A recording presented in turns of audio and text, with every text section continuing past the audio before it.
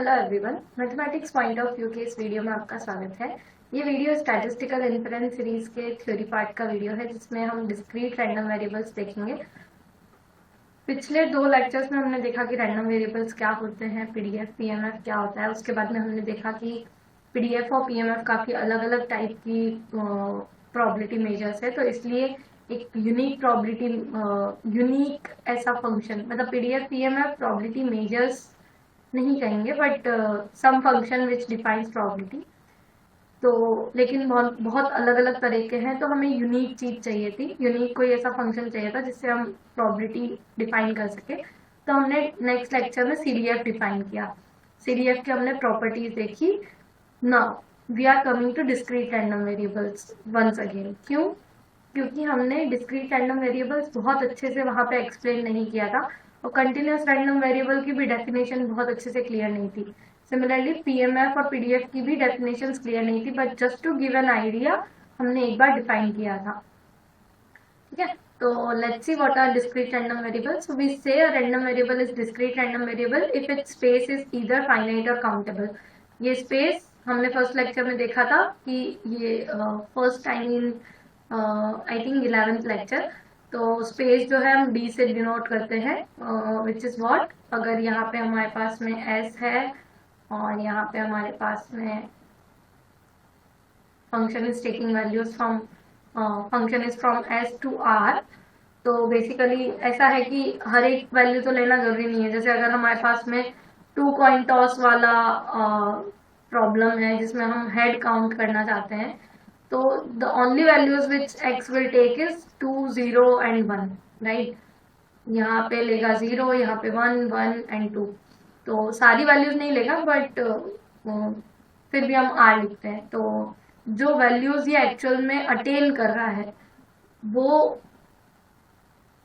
जो है वो सेट है डी। मतलब वो सारी वैल्यूज अगर हम कलेक्ट करके वो कलेक्ट करके एक सेट में रखे तो वो है एक्स का स्पेस विच इज डी। ठीक है, if d is finite or countable, then the random variable is discrete. Okay, now what is probability mass function? So पहले भी हमने देखा था कि अगर हमारे पास में x डिस्क्रीट रैंडम वेरिएबल है, मतलब इसमें टोटल ही इधर फाइनाइट वैल्यूज लेता है या काउंटेबली मैनी वैल्यूज लेता है, with space d, then the probability mass function of x is given by this px of small x. This is same as px of x is equal to small x, which is just a notation for this thing. S belongs to capital S, such that x of small s is equal to small x, right?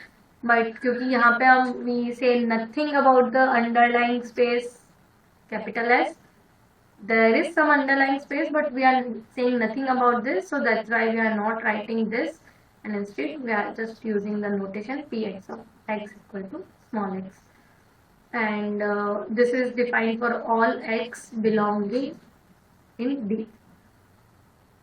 Okay, now it satisfies 2 properties. पहली property है कि हर एक point पे probability जो है 0 से 1 के बीच में होनी चाहिए, 0 and 1 ऑल्सो इंक्लूडेड। एंड जब हम डी में से सारे पॉइंट्स लेके उन सभी की प्रोबेबिलिटी ऐड करें तो प्रोबेबिलिटी टोटल हमारे पास में 1 आना चाहिए। So this is total mass 1, this is called total mass 1, and this is called non negativity.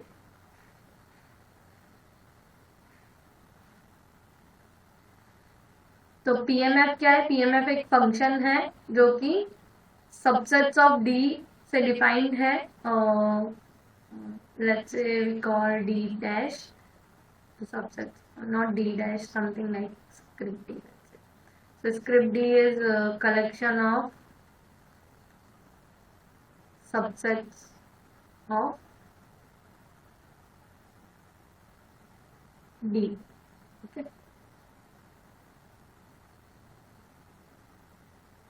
my bad. So it's a function which is denoted by px, and ये d से subsets उठाता है, script d से subsets लेता है और उनको एक वैल्यू असाइन करता है 0 से 1 के बीच में, और you can say R because I am putting the condition over here.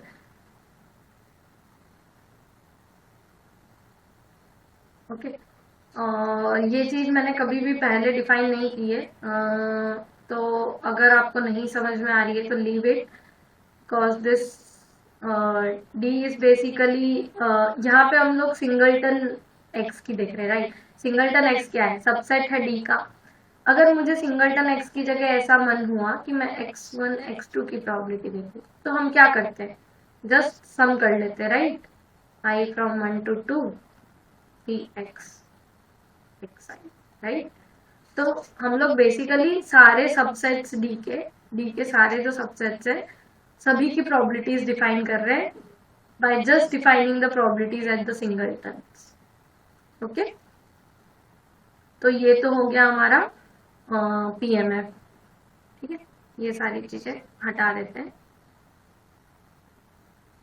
और ये दोनों इसकी हो गई प्रॉपर्टीज। ठीक है, नाउ हमने पहले देखा था कि दो रैंडम वेरिएबल्स जो दोनों बहुत अलग है, बट देन ऑल्सो उनकी प्रोबेबिलिटी डिस्ट्रीब्यूशन सेम हो सकते हैं। तो सिमिलरली अगर हमारे पास एक रैंडम वेरिएबल का प्रोबेबिलिटी डिस्ट्रीब्यूशन गिवन है, तो क्या दूसरे रैंडम वेरिएबल का हम निकाल सकते हैं if one is function of other? तो that is what is called transformation. So we have a random variable x and its distribution with us. Now we are interested in finding in another random variable y, which is a transformation of x. Say y is equal to gx, some function g, and we want to find the distribution of y. वो हम कैसे करेंगे? First assume that x is discrete. अभी इस lecture में हम discrete के case में देखेंगे, नेक्स्ट लेक्चर जो है कंटिन्यूस रैंडम वेरिएबल, तब हम देखेंगे कि कंटिन्यूस के केस में कैसे y का डिस्ट्रीब्यूशन फाइंड आउट करें।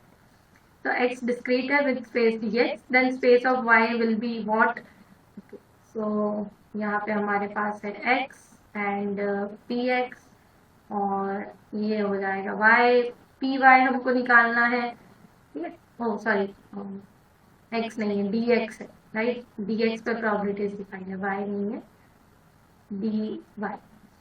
तो सबसे पहले तो हमको ये dy बताना है कि dy क्या होता है। तो जिस तरीके से यहाँ पे हमारे पास में s और p था, और हमने एक फंक्शन लिया था यहाँ से यहाँ पे x, और dx डिफाइन किया था और px डिफाइन किया था।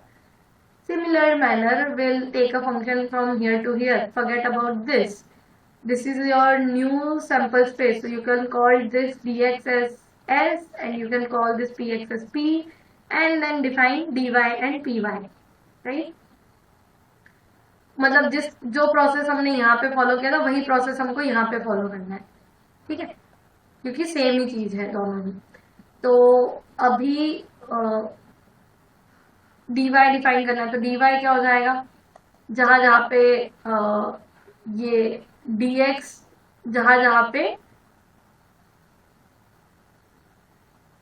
Okay let me keep it this way, जिस y की वैल्यू के लिए x की एक वैल्यू एग्जिस्ट करती है, मतलब g of x such that x belongs to dx, मतलब हम क्या करेंगे, यहाँ से x की वैल्यू उठाई और उसको मैप किया वहां पे, दूसरा उठाया वहां पे मैप किया y के थ्रू, तीसरा मैप किया, एंड सो ऑन। तो this not, this is g।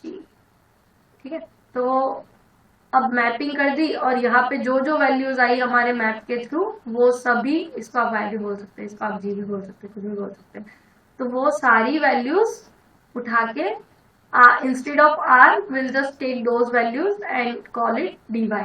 ठीक है, तो gx such that x belongs to dx। और dx के केस में हमने क्या किया था, x of small s such that small x belongs to capital S, यही किया था, इसको हमने dx बोला था। तो सिमिलरली dy हमने डिफाइन कर दिया। अभी dy डिफाइन हो गया, अब किस तरीके से हम py डिफाइन करेंगे।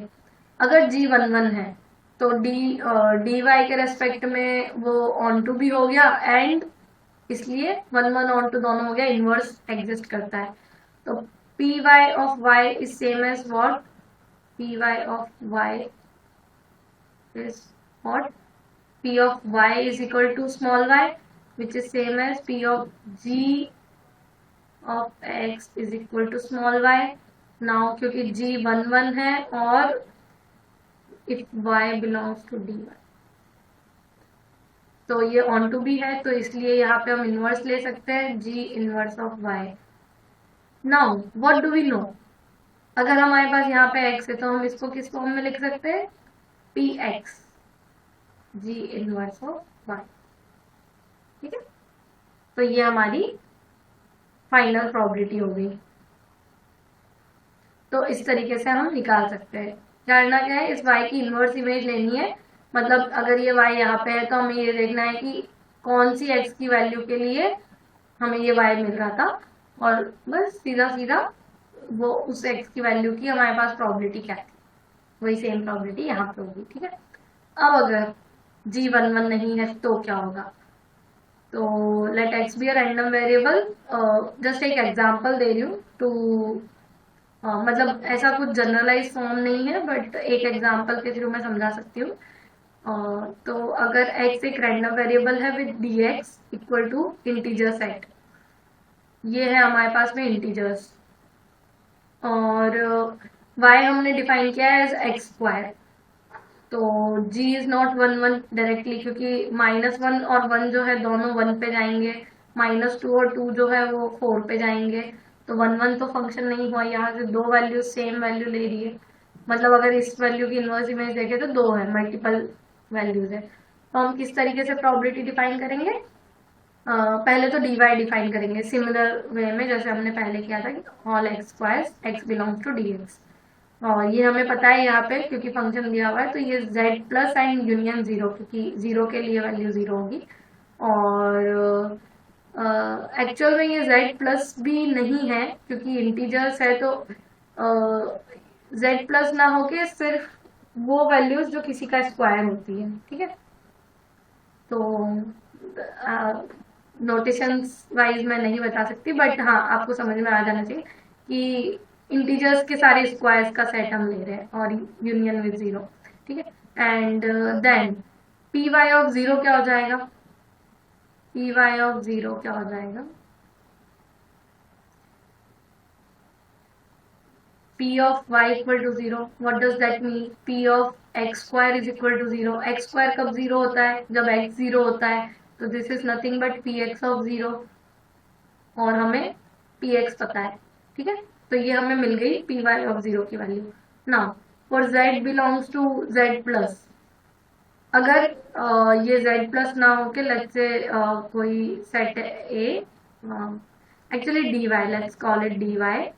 अगर z dy में बिलोंग कर रहा है, z क्यों लिखा है मैंने, y लिखना चाहिए राइट. तो y अगर dy में बिलोंग कर रहा है तो py ऑफ स्मॉल y, मतलब y के स्मॉल y लेने की प्रोबेबिलिटी क्या है, y equal to p of y equal to small y which is same as p of x square equal to small y. Now there is a catch, x square जो है वो y value कब कब लेता है. Okay, dy -0 कर देती हूँ मैं ताकि ये 0 के इक्वल ना हो. ये जो है x स्क्वायर है वो y वैल्यू कब कब लेगा, y हमें पता है कि स्क्वायर है, स्क्वायर एलिमेंट है, मतलब 4 है 9 है समथिंग लाइक दैट. तो x कैन बी √y और x कैन बी -√y. तो और ये दोनों डिसजॉइंट है क्योंकि जिस स्मॉल s के लिए x √y वैल्यू लेगा उसके लिए ये वैल्यू नहीं लेगा. मतलब अगर आप इसको इस तरीके से लिखते हैं, x of small s is equal to √y और x of small s is equal to -√y. तो ये जो सेट है इसको दो टुकड़ों में लिख सकते हैं right. Okay, I need to give the set notation over here. small s such that x of small s is √y plus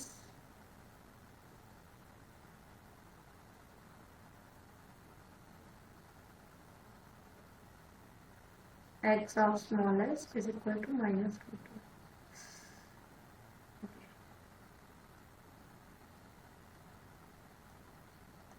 x of small s is equal to minus root y, right. क्यों? क्योंकि जिस इस set में जिस s के लिए root Y value है उसके लिए माइनस रूट वाई नहीं हो सकती, क्योंकि function has to be well defined, right. तो एक फंक्शन एक पर्टिकुलर पॉइंट पे दो वैल्यूज नहीं ले सकता, that's the definition of function, right.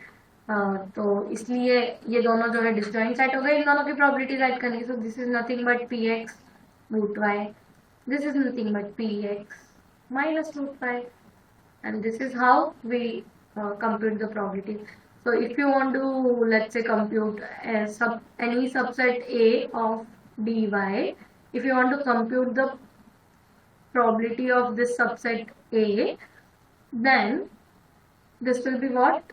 You'll just say that y belongs to A, which is nothing but small x belongs to dx such that g of small x belongs to A, right? The way we are defining, अगर x कोई particular value लेता है या particular set में value लेता है तो हम उसके लिए कैसे लिखते हैं? उसके प्रीवियस इमेज देखते हैं, राइट। यहाँ से यहाँ पे आते हैं, तो सिमिलर वे में y के लिए हम यहाँ से यहाँ आते हैं, and this is nothing but अगर ये सेट जो है विद रेस्पेक्ट टू x, क्योंकि ये dx का सबसेट है ना, तो ये अगर सेट जो है इसको हम b बोले तो ये हो जाएगा px ऑफ b। तो इस तरीके से हमें प्रोबेबिलिटी निकालनी होती है, मतलब इन जनरल इस तरीके से आप लिख सकते हैं। तो ये हो गया ट्रांसफॉर्मेशन। सिमिलर अब नेक्स्ट लेक्चर में हम देखेंगे कंटिन्यूअस रैंडम वेरिएबल क्या होता है, एंड शायद उसका ट्रांसफॉर्मेशन थोड़ा आई थिंक थोड़ा बड़ा टॉपिक है, तो हो सकता है सेम लेक्चर में हो सकता है उसके नेक्स्ट लेक्चर में हो। एंड वन मोर थिंग कि ये थ्योरी पे मैं बहुत ज़्यादा टाइम दे रही हूँ क्योंकि थ्योरी इंपॉर्टेंट होती है, मतलब question practice is also important, but then theory is something कि अगर आपको थ्योरी नहीं पता है आप सीधे क्वेश्चन प्रैक्टिस पे जाएंगे तो हो सकता है कि आप क्वेश्चन में बहुत माइनर मिस्टेक्स कर रहे हैं जो आपको नहीं पता है, क्योंकि आपके कॉन्सेप्ट्स क्लियर नहीं है। तो कॉन्सेप्ट्स क्लियर होना जरूरी हो। आप इन वीडियोस को थोड़ा स्पीड में देख सकते हैं, मैं बहुत स्लोली जा रही हूँ क्योंकि आई नो कि बहुत डाइवर्स बैकग्राउंड से बच्चे हैं जो इन वीडियोस को देख रहे होंगे, इसलिए मैं काफ़ी स्लो जा रही हूँ। मैं काफ़ी सारी चीज़ें रिपीटेडली बता रही हूँ कि ये ऐसे लिखते हैं, ये ऐसे लिखते हैं, क्योंकि ये चीज़ें एमएससी में आने के बाद बहुत इंपॉर्टेंट हो जाती है। As of now it's not important क्योंकि जब में आपको कोई सब्जेक्टिव पेपर नहीं देना है, बट जहाँ पे सब्जेक्टिव पेपर देना है वहाँ पे ये चीज़ें बहुत इंपॉर्टेंट है, कहाँ बिलोंगिंग का साइन है, कहाँ सबसेट है, और प्रोबेबिलिटी सेट पे डिफाइन होती है। इट्स नॉट लाइक अगर मैं जैसे आज के लेक्चर में मैंने जहाँ पे भी पी ऑक्स ये लिखा हुआ था उस हर जगह मैंने इसको हटा के ये लिखा है, क्योंकि प्रोबेबिलिटी जो है, जो ये फंक्शन होता है p, ये सेट मैप होता है, मतलब सेट को वैल्यू देता है। तो इसलिए इसका जो डोमेन है वो होना चाहिए सबसेट्स का सेट्स का कलेक्शन। वो सबसेट्स होते हैं ओरिजिनल सैंपल स्पेस के, ठीक है। तो नहीं समझ में आ रहा है तो छोड़ भी सकते हैं, नो डजंट मैटर, क्योंकि अगेन क्वेश्चंस के टाइम पे भी मैं ये चीज़ें एक्सप्लेन करूंगी, बट उतना डिटेल में नहीं जितना डिटेल में मैं यहाँ पे कर रही हूँ। तो इट्स योर चॉइस कि आपको ये वीडियोस देखने हैं थ्योरी वाले, और ऐसा कर सकते हैं कि अगर बहुत ज़्यादा टाइम स्पेंड नहीं करना तो जस्ट 1.5 या 2x में चला के देख लिया जल्दी जल्दी। आई होप आपको ये लेक्चर पसंद आया होगा, तो इसे लाइक करें, शेयर करें, चैनल को सब्सक्राइब करें, अपने दोस्तों के साथ शेयर करें जो भी गेट नेट या किसी भी एग्ज़ाम की प्रिपरेशन कर रहे हैं जिसमें स्टैटिस्टिक्स का पार्ट रहता है। और अगर आपको कोई डाउट है तो आप मुझसे कमेंट्स के जरिए पूछ सकते हैं। Thank you so much.